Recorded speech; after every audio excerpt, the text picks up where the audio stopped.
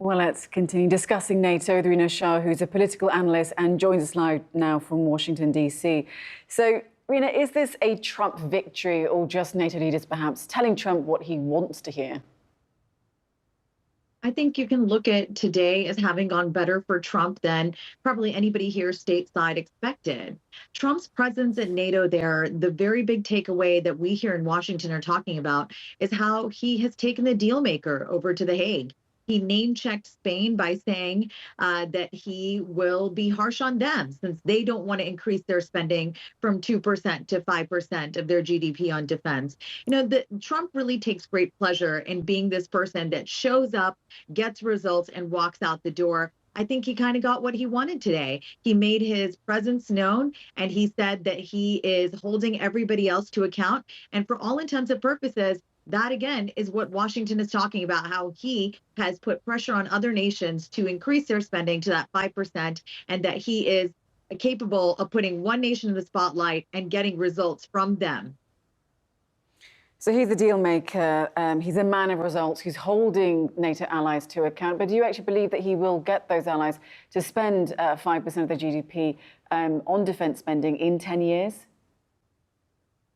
The commitment that's been made today by these allies, I think, is there to show unity, because that is all that NATO exists for, right? Is really having everybody's back. This is an alliance that has mattered so much to Republicans in sort of the modern era of presidential politics. But what we're seeing today by seeing a prominent senator, Mike Lee, for example, of Utah, saying that we need to withdraw from NATO. What you're seeing right now is the Republican Party saying that we've got a strong man in the pilot seat who is able to put pressure on other nations, and that is good for now. So that long-term outlook that you're asking me about 10 years from now, being able to put pressure on the allies in order to keep their spending sustained, we're not really sure about, because in Trump's world, and what Washington has come to realize is the Trump doctrine, is that what's here and now matters most.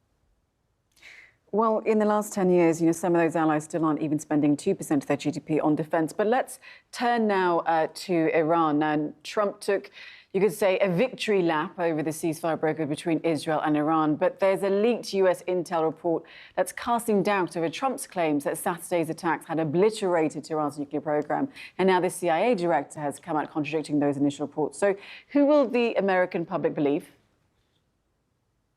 That's what's in question right now, because you're seeing a really polarized electorate, people who choose to get their news from sources that they trust. So you've got the American right-wing media saying that, of course, it's mainstream media that operated by what they dub as leftists, who have leaked intelligence, and you've even got the White House press secretary Caroline Leavitt coming out saying wherever that leak came from, that person is being investigated by the FBI. That's what's going on right now, is that people are not sure who to believe, because on the one hand, you've got the president using such a impactful word, obliterated. That means essentially entirely taken out. And then you've got other sources saying, no, there's still a lot there left. One big thing to know, though, is that those American soldiers who conducted that mission did so courageously, bravely, and did so with the intention of taking it all out. What we know, though, is that at the end of the day, what Trump says is not always truthful. And so this is a moment in which Congress should enter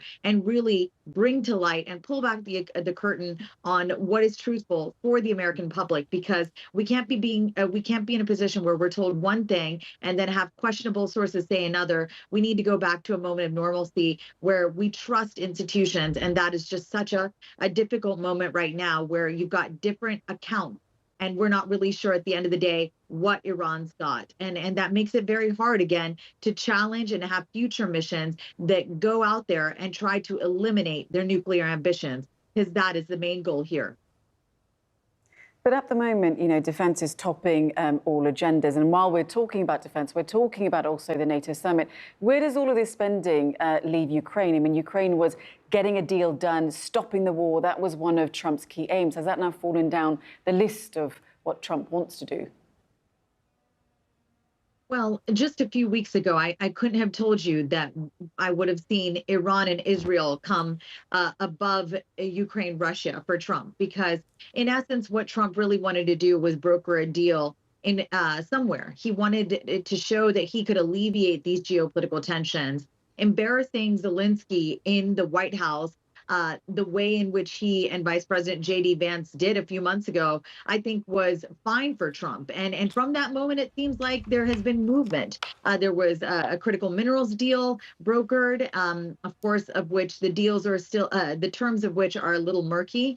But seeing defense and again, really alliances and all that come back to the forefront. And also terrorism as well. You know, there's been talk of sleeper cells here.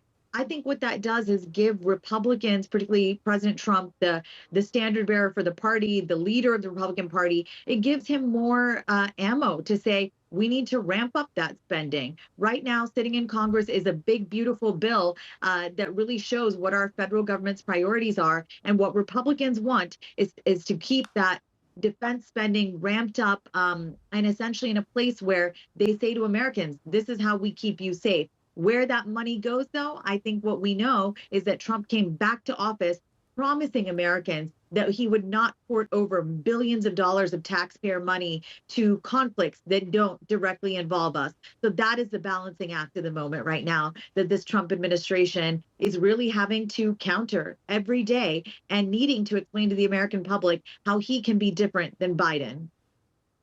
Indeed. Rina, Shah, we leave it there, but thank you for your analysis on the program. Thank you for having me here.